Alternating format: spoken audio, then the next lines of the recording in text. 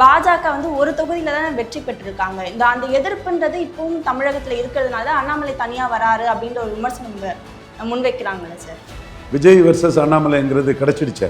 எல்லாருமே ஒரு புதிய சக்தியாக அண்ணாமலையை இன்னைக்கு பல லட்சக்கணக்கான பேர் மெம்பராக சேர்ந்ததுமே விஜய் வெர்சஸ் அண்ணாமலை எல்லாருமே எழுதத்தானே செய்கிறாங்க.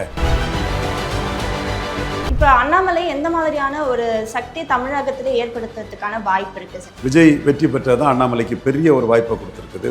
அண்ணாமலையை நோக்கி ராணி தேனியை நோக்கி வேலைக்கார ஈச்சிகள் நுழையிற மாதிரி அண்ணாமலையை நோக்கி தமிழ்நாடு ஃபுல்லாக ஜாதி மதம் மொழி கடந்து மக்கள் திரள்றதை நம்ம கண்கூடாக பார்க்குறோம். ஸோ அண்ணாமலைங்கிறது ஒரு ஈர்ப்பு சக்தி உள்ள ஒரு தலைவராட்டு அவருக்கு எதிர்காலம் இருக்க நம்பிக்கையில் பெரிய அளவில் ஒரு ட்ராக்ஷன் அவருக்கு இருந்துகிட்ருக்கு. போஸ்டர், பிறந்தநாள் அதெல்லாம் பெரிய அளவில் நடந்துட்டு. அண்ணாமலையால் எடப்பாடிக்கு பாதிப்பு வருங்கிறதுக்காக எடப்பாடியே தன்னோட ஸ்ட்ராட்டஜியை மாற்றிக்கிட்டார் சார். நான் சொல்கிறது வேறு யாரை விட எடப்பாடிக்கு தெரியும். இப்போ அண்ணாமலை வந்ததுனால இப்போ திமுக அதிமுகவுடைய நிலைப்பாடு எப்படி இருக்கும்? மூர்த்தி எல்லாம் தோப்பாருன்னு யாரும் எதிர்பார்க்கல, முத்துசாமி தோப்பாருன்னு யாரும் எதிர்பார்க்கல.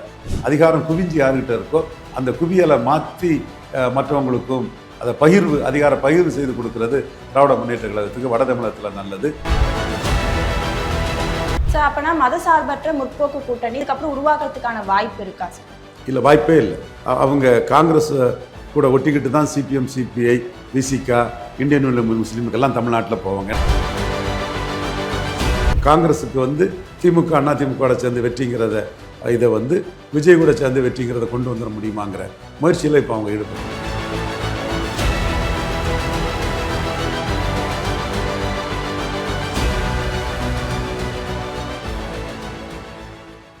C7 வாய்ஸ் நேயர்களுக்கு வணக்கம். இன்றைய நேர்காணலில் நம்மோடு இணைந்திருக்கிறார் திரு ரவீந்திரன் துரைசாமி அவர்கள். வணக்கம் சார். C7 நேயரோட இணைவதில் மகிழ்ச்சி. ஸோ இப்போ மோடி எதிர்ப்பு தமிழகத்தில் குறைஞ்சிடுச்சு அப்படின்னு எடுத்துக்க முடியாது சார். ஏன்னா பாஜக ஒரு தொகுதியில தான் வெற்றி பெற்றிருக்காங்க. அந்த எதிர்ப்புன்றது இப்பவும் தமிழகத்தில் இருக்கிறதுனால தான் அண்ணாமலை தனியா வராரு அப்படின்ற ஒரு விமர்சனம் முன்வைக்கிறாங்கல்ல சார். அண்ணாமலை தனியாக வராரு, அவர் வரட்டு. அவர் நாளைக்கு 29 பாராளுமன்ற தேர்தலில் தென்னிந்தியா ஃபுல்லாட்டே ஒரு பெரிய முகமாட்டு மோடி கூட வரலாமே, வர முடியாது இல்லை. அப்படி வரும்போது மோடியை அண்ணாமலையை தப்பாக இருக்கவங்கெல்லாம் கதிரவனை கண்ட பனித்துளி மாதிரி ஆடிக்காத்தில் பறக்கிற இலவம் பஞ்சு மாதிரி காணாமல் போயிடுவாங்க. புரிஞ்சுக்கணும் அவங்க. அண்ணாமலை யார், அவருக்கு செல்வாக்கு வளையங்கிறது மோடிக்கு தெரியும், அமித்ஷாவுக்கு தெரியும், மோடிக்காக சிந்திக்கக்கூடிய ஆர்டி டீமுக்கு தெரியும். இப்போ நீங்கள் இப்போல்லாம் அவரை ஏற்படுங்கன்னா நீங்கள் ஒன்றும் செல்வாக்கற்றவங்க, நீங்கள் எதுவுமே உங்களுக்கு செல்வாக்கு நிரூபிக்காதவங்க. அப்போ அண்ணாமலைங்கிற அந்த சக்தியை ஒரு வேளையில் பாஜக காம்ப்ரமைஸ் பண்ணுனா, நான் ஒரு யூகத்தில் தான் சொல்கிறேன். அப்படி ஒரு சூழ்நிலை வந்ததுன்னா இந்த ஒன்றுமில்லாதவங்கெல்லாம் அண்ணாமலைங்கிற அந்த சுனாமியில் வெறும் பஞ்சா பறந்து போயிடுவாங்க. புரிஞ்சா சரி. இப்போ இதே காலத்தில் அண்ணாமலை வரத்துக்கான முக்கிய காரணமாக பார்க்குறது இப்போ விஜய் வெர்சஸ் அண்ணாமலை வெர்சஸ் உதயநிதி அப்படின்ற ஒரு சூழலை ஏற்படுத்துறதுக்கான ஒரு நோக்கமாக பார்க்கப்படுதா? விஜய் வெர்சஸ் அண்ணாமலைங்கிறது கிடைச்சிடுச்சு. எல்லாருமே ஒரு புதிய சக்தியாக அண்ணாமலையை இன்னைக்கு பல லட்சக்கணக்கான பேர் மெம்பராக சேர்ந்ததுமே விஜய் வெர்சஸ் அண்ணாமலை எல்லாருமே எழுதத்தானே செய்கிறாங்க. மேலும் ஒரு புதிய சக்தி ஒரு புதிய சக்தியை எதுக்கும்போது அதுக்குள்ள ட்ராக்ஷனும் வேல்யூவும் பெருசாக தானே இருக்கும். அண்ணாமலை தன்னுடைய டெஸ்டிங் கிரவுண்டாட்டு 2031 தான் வைப்பாருன்னு நினைக்கிறேன். ஓகே, அவர் முடிவு. இப்போ அண்ணாமலை எந்த மாதிரியான ஒரு சக்தி தமிழகத்திலே ஏற்படுத்துறதுக்கான வாய்ப்பு இருக்கு சார்? ஏன்னா விஜய் புதுசாக கட்சி ஆரம்பிச்சாரு, நிறைய விமர்சனங்கள் வந்தது. ஆனால் இப்போ அவருக்கான ஆட்சியை பிடிச்சிட்டாங்க. ஸோ அந்த ஒரு ஃபார்முலாவை இப்போ அண்ணாமலை கையில் எடுக்க கண்டிப்பாக அந்த ஃபார்முலா தான் கையில் எடுப்பார். வெற்றி ஃபார்முலாவை தான் கையில் எடுப்பார். அதில் எந்த தவறும் இல்லை. விஜய்க்கு வெற்றி formula Vijay centric election, assembly election, Annamalai centric election. இந்த மாதிரி சட்டமன்றத்துக்கு அண்ணாமலை முதல்வர்னு அவர் ஆதரிக்கக்கூடியவங்களை கூட்டணியில் சேர்த்துக்கிட்டு அல்லது 214 போட 214 போட்டு களத்துக்குள்ளே தான் ஸ்ட்ராங்காக தன்னை ஒரு பெரிய ஆளாக நிற்கிறது தான் அண்ணாமலைக்கு முடிவாக இருக்கும். அது விஜயின் பாணி தான். விஜய் வெற்றி பெற்றது தான் அண்ணாமலைக்கு பெரிய ஒரு வாய்ப்பை கொடுத்துருக்குது. அதான் திரும்ப திரும்ப நான் சொல்கிறது, அதிகாரத்துக்கு வராத விஜயை விட பல மடங்கு மக்கள் இன்னைக்கு அண்ணாமலையை ஆதரிக்கிறாங்க. அவங்க எல்லாமே எஜுகேட்டட் பீப்புளாட்டும் நல்ல விஷயம் தெரிஞ்சவங்களாட்டும் இருக்கிறாங்க. அது மட்டும் இல்லை, கீழ்மட்டத்திலையும் அண்ணாமலைக்குள்ள ஆதரவு வளையம் அனைத்து ஜாதி அனைத்து தரப்பு. இப்போ நீங்கள் செல்வின்குமார்னு நம்ம தம்பி ஒரு பையன் லோக்கல் கவுன்சிலர்லாம் இருந்த பையன், திராவிட முன்னேற்ற அரசியலே முக்கியமான ஒரு தம்பி தான். அவன் எப்படி இருக்குன்னு தகவலை கேட்கும்போது, நாங்கள் இருந்த பகுதி தான் அந்த கார்மல் ஸ்கூல் பக்கத்தில் தான், தட்டாங்குள, ராமன்புதூர், அந்த கத்தோலிக்க நாடார்கள் ஏரியா. அப்போ அவர் என்ன சொல்கிறாப்புலன்னா, லிட்டில் ஃப்ளவர் கான்வென்ட்டில் சிறுமலர் அந்த கல்வி நிறுவனத்துக்குள்ளே அந்த கேத்தலிக் அந்த அவங்க டயசிஸ் அந்த இதுக்குள்ளே வருது.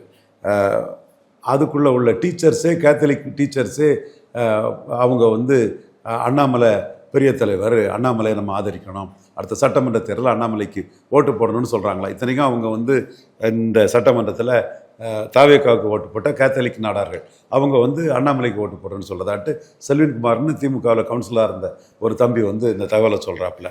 நீங்கள் பார்த்தீங்கன்னா முஸ்லீம் இளைஞர்கள் எத்தனை பேர் அண்ணாமலை முஸ்லீம்களும் அவங்களும் இருக்கிற மாதிரி போட்டு இது பண்ணுறாங்க. ஸோ அண்ணாமலைங்கிறது ஒரு ஈர்ப்பு சக்தி உள்ள ஒரு தலைவராட்டு, அவருக்கு எதிர்காலம் இருக்க நம்பிக்கையில் பெரிய அளவில் ஒரு ட்ராக்ஷன் அவருக்கு இருந்துகிட்ருக்கு. போஸ்டர், பிறந்தநாள் அதெல்லாம் பெரிய அளவில் நடந்துகிட்ருக்கு. பிவிஆர் நரசிம்மராவுங்கிற ஒரு பெரிய அஸ்ட்ராலஜர் மேகசின் ஆஃப் இந்தியா அதோட எடிட்டராக இருந்த பிவி ராமனோட ஒரு சிஷ்யர், அவர் அண்ணாமலைக்கு ஒரு பெரிய சிறப்பான எதிர்காலம் இருக்குங்கிற நம்பிக்கையை எல்லாருக்கும் கொடுத்துட்ருக்கிறாரு. ஸோ அண்ணாமலையை நோக்கி வந்து ராணி தேனியை நோக்கி வேலைக்கார ஈச்சிகள் நுழையிற மாதிரி அண்ணாமலையை நோக்கி தமிழ்நாடு ஃபுல்லாக ஜாதி, மதம், மொழி கடந்து மக்கள் திரள்றதை நம்ம கண்கூடாக பார்க்குறோம்.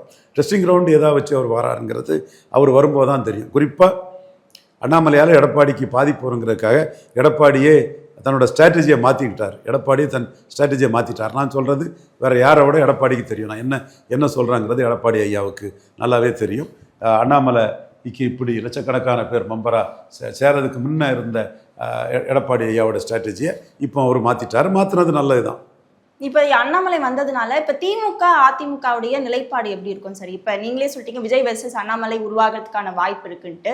ஆனால் திமுகவும் சுலபமாக இந்த தோல்வியை ஏற்றுக்காது, அவங்களும் அனலைஸ் பண்ணிட்டு வராங்க. ஸோ எந்த மாதிரியான ஒரு நிலைப்பாடை திமுக எடுக்கும்னு நினைக்கிறீங்க? திமுக வைப்ரண்டாக தான் இது பண்ணுறாங்க. தொகுதிகளெல்லாம் பிரித்து வந்து ஒரு சில குறுநில மன்னர்கள் மாதிரி ஒரு சிலர் இருக்கிறாங்க. அவங்க இடத்துல உள்ள தொகுதியை பிரித்தாதான் மக்களை ஏற்றுக்குவாங்க. இப்போ நீங்கள் அதை வச்சுனா கூட தோல்விக்கு காரணமாட்டு வெளிப்படையாகவே இதை சொல்லும்போது வந்து அவங்கள யாரையுமே தள்ளிட முடியாது. அவங்களெல்லாம் ஆயிரக்கணக்கான கோடிகளோட பெரிய அதிகார பலத்தோட, தொழில் நிறுவனங்களோட, கல்வி நிறுவனங்களோட ரொம்ப ஸ்ட்ராங்காக இருக்கக்கூடியவங்க. அதனால் அவங்கள வந்து ஒதுக்கவும் முடியாது.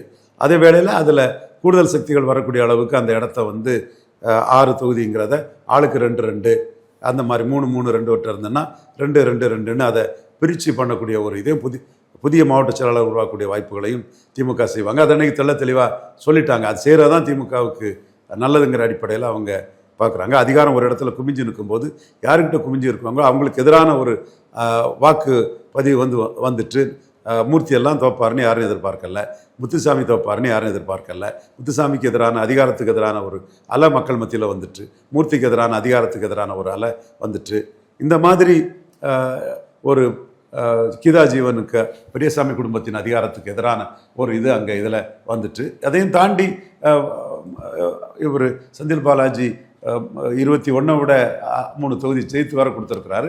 பொதுவாக ஒரு அதிகாரத்துக்கு எதிரான ஒரு இதுன்னு வரும்போது அதிகாரம் குவிஞ்சு யாருக்கிட்ட இருக்கோ அந்த குவியலை மாற்றி மற்றவங்களுக்கும் அதை அதிகார பகிர்வு செய்து கொடுக்கறது திராவிட முன்னேற்ற கழகத்துக்கு வட தமிழகத்தில் நல்லது, தென் தமிழகத்தில் நல்லது, எல்லா இடத்துலையும் நல்லதுங்கிறத ஸ்டாலின் உணர்றாரு. பட் இந்த ஆட்கள் வந்து இவரோட உயர்வுக்கு காரணமாக இருந்தவங்க ஒரு காலகட்டத்தில். பட் அதை பார்த்தீங்கன்னா கட்சி வளர்ச்சிக்கு வந்து அது பாதிப்பாக இருக்கும். ஸோ அதிகார பரவல் 2 சட்டமன்றத்துக்கு ஒரு மாவட்ட செயலாளருங்கிறத முடிவு பண்ணி ஸ்டாலின் செய்கிறாரு. அது பரவலான வாய்ப்புகளை அது கொடுக்கும். இப்போ கன்னியாகுமரி டிஸ்ட்ரிக்டில் 2 மாவட்ட செயலாளர் இருக்காங்க. அதை 3 ஆக்கிடலாம், 3 சமூக பிரிவுக்கு கொடுத்துடலாம். அல்லது ஒருத்தட்ட குவிந்து கிடக்கிறத பிரித்து பண்ணிடலாம். இப்போ நீங்கள் மேற்கு கிழக்குன்னு இருக்குது, அப்போ கிழக்கு 2, மேற்கு 2, மத்தி 2, அப்போ 3 மாவட்ட செயலாளர் கொடுத்தீங்கன்னா அது ஒரு பவர் ஷேரிங் வந்து பவர் இக்லிபிரியம் ஆகும். இந்த மாதிரி எல்லா இடத்துலையுமே பார்த்து திராவிட முன்னேற்ற கழகம் வந்து 2 மாவட்டத்துக்கு 2 சட்டமன்ற தொகுதிக்கு ஒரு மாவட்ட செயலாளருங்கிற அதிகார பரவலை உருவாக்கக்கூடிய வேலையை அவங்க செய்வாங்கன்னு கருதுறேன். ஏன்னா விஜயோட அரசு வந்து சமூக நீதி அரசாட்டு ஆயிற்று. 8 பறையர்கள், கிறிஸ்தவர்கள் 7-8 பேர், கிறிஸ்தவர்களுக்கும் பறையர்களுக்கும் பெரிய முக்கியத்துவம் கொடுத்து ஜெயலலிதா விழாள கவுண்டர்களையும் முக்குலத்தோரையும் பேக்கிங் கம்யூனிட்டி ஆக்குனாங்கல்ல, அதே மாதிரி இங்கே கிறிஸ்டின்ஸும் பறையர்களும் பேக்கிங் கம்யூனிட்டிங்கிற ஒரு இதை வந்து விஜய் உருவாக்கிட்டார். எல்லாரும் தான் விஜய்க்கு ஓட்டு போட்டாங்க. ஜெயித்ததும் இந்த ஓட்டை விட்டுறக்கூடாது, கிறிஸ்டின்ஸை கன்சாலிடேட் பண்ணிடணும், பறையர்களை கன்சாலிடேட் பண்ணிடணும்னு ஒரு முடிவு எடுத்துட்டாரு. அப்போ ஒரு பேக்கிங் கம்யூனிட்டி பொலிட்டிக்ஸ் விஜய் பண்ணும்போது அப்போ அவங்களும் பரவலாட்டு அதிகாரத்தை கொடுக்க வேண்டிய நிர்பந்தமும் திராவிட முன்னேற்ற கழகத்துக்கு வருது. அதுக்கு தக்கன ராசாவை முன்னிறுத்தி விஜய்க்கு பதில் சொல்கிறது, அனிதா ராதாகிருஷ்ணன் முன்னிறுத்தி சில நகர்வுகளை பண்ணுறது, இதெல்லாம் திராவிட முன்னேற்ற கழகம் வந்து தன்னுடைய ஸ்டேட்டஸ்கோ பொலிட்டிக்ஸில் மாறுபட்ட இதை மு.க. ஸ்டாலின் சூழலுக்கு ஏற்ற தன்மைக்கேற்ற மாறி போயிட்டுருக்கிறாரு. அதை நம்ம கண்கூடாகவே பார்க்குறோம். சார், அப்போனா மதசார்பற்ற முற்போக்கு கூட்டணி தமிழகத்தில் இல்லை அப்படின்றத சண்முகம் அவர்கள் சொல்லியிருந்தாங்க. ஸோ அந்த கூட்டணி இதுக்கப்புறம் உருவாக்குறதுக்கான வாய்ப்பு இருக்கா சார்? இல்லை, வாய்ப்பே இல்லை. அவங்க காங்கிரஸ் கூட ஒட்டிக்கிட்டு தான் CPM, CBI, Visika, Indian union முஸ்லீமுக்கெல்லாம் தமிழ்நாட்டில் போவாங்க. ஏன்னா காங்கிரஸ் ராகுல் காந்தினா கிறிஸ்டின் முஸ்லீம் ஓட்டு வருங்கிற ஒரு தோற்றம் வந்து காலங்காலமாக 71லே இருக்குது. 71 ஜனசங்கத்துக்கு கூட காங்கிரஸோ, காமராஜி, சரண் சிங்ஜி, வாஜ்பாய், சோசியலிஸ்டுகள் எல்லாருமே ஒரு கூட்டணி வைக்கும்போது அப்போ எங்கள் ஊர்லேயே வந்து எங்கள் ரிலேட்டிவ் ஒருத்தரை வந்து ஜனசங்கம் இருக்கிறதுக்கு நாங்கள் எப்படி ஓட்டு போடுவோன்னு ஆபிரகாம் நாடார்னு என்னோட தாத்தா முறை தான் வரும், அப்படியே கேட்டாங்க 71லே. அப்போ உங்களுக்கு ஜனசங்கத்துக்கு எதிரான ஒரு கிறிஸ்தவ முஸ்லீம் கன்சால்டேஷன் 71 தொடங்கி 77 அது எம்ஜிஆர் தலைமையில் மூப்பனாரும் அவருக்கும் ஓட்டு இருந்தது, அவரே 17% ஓட்டு மூப்பனாருக்கும் இருந்தது. இதில் வந்து 77 ஜெயித்து, 80 மூப்பனாரும் கருணாநிதியும் சேர்ந்து ஜெயித்து, 84 மீண்டும் மூப்பனாரும் எம்ஜிஆரும் சேர்ந்து ஜெயித்து, இப்படி அவங்க ஒரு கிறிஸ்தவ முஸ்லீம் கன்சால்டேஷனுங்கிறது வந்து ஒரு இது கிடைக்குது. அது வந்து ராகுல் காந்திக்கு, சோனியாவுக்கு அது கிடைக்குது.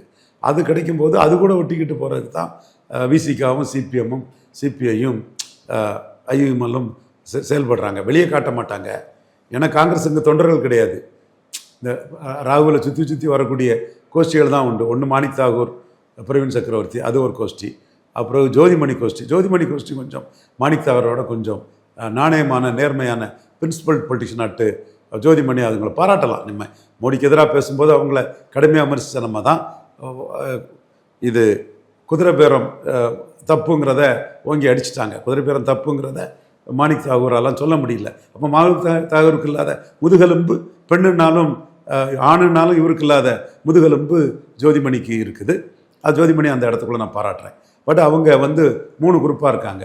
இன்னொரு குரூப் வந்து இவர் செல்வ பெருந்தகை. அவர் வந்து சோனியா காந்தி, மல்லிகார்ஜுன கார்கே தாக்கத்தில் அவர் மூலமாக ஒரு திமுக கூட்டணி கூட பிடிக்கலாமான்னு கூட காங்கிரஸில் ஒரு தரப்புக்கு ஆசை இருக்குது. ஸோ இந்த அரசியல் களம் வந்து காங்கிரஸுக்குள்ள கிறிஸ்டின் முஸ்லீம் ஓட்டுக்கும் உள்ள இதில் தான் இந்த கட்சி கோஷ்டிகளே இங்கே ஓடிக்கிட்டு இருக்குது. ஸோ காங்கிரஸுக்கு வந்து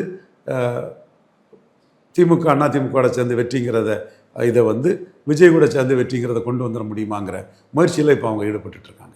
ஓகே, தொடர்ந்து பல்வேறு அரசியல் நிலவரங்களை பகிர்ந்து கொண்டதுக்கு நன்றி சார். நன்றிம்மா.